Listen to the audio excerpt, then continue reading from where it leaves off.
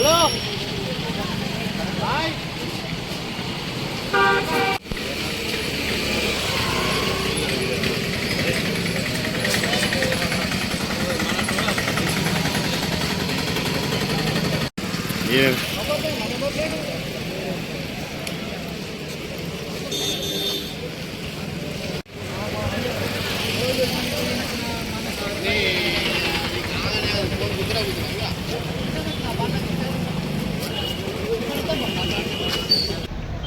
మీరు అంతగా number plate లేకుండా ఎందుకు తిరుగుతున్నారు? కంపల్సరీ నెంబర్ ప్లేట్ ఉండాలి కదా.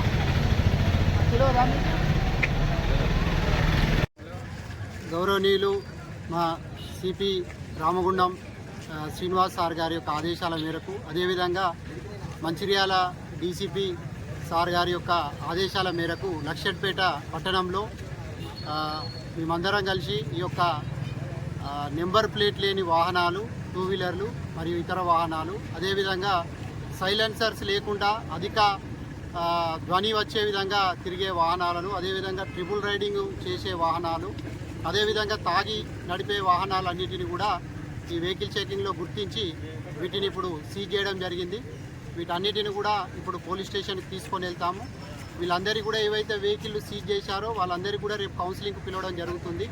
వాళ్ళకు మొదటిసారి వార్నింగ్గా రేపు అక్కడే పోలీస్ స్టేషన్లోనే వాళ్ళకు ఒక నెంబర్ ప్లేట్ లేకుంటే నెంబర్ ప్లేట్ రాయించి వాళ్ళను ఫ్యూచర్లో కూడా అన్నీ కూడా మెయింటైన్ చేసే విధంగా, అదేవిధంగా సైలెన్స్ లేకుండా ఈ ఏదైతే వాహనాలు ఉన్నాయో వాటికి సంబంధించినటువంటి అధికంగా ధ్వనికి కారణమైనటువంటి వాటి యొక్క సైలెన్సర్ను తీసేసి వాటిని కూడా ఫ్యూచర్లో చేయకుండా వాళ్ళకు కూడా కౌన్సిలింగ్ ఇచ్చి, అదేవిధంగా డ్రంక్ అండ్ డ్రైవ్ ఎవరైతే ఉన్నారో వాళ్ళ మీద కేసెస్ నమోదు చేసి పంపేయడం జరుగుతుంది.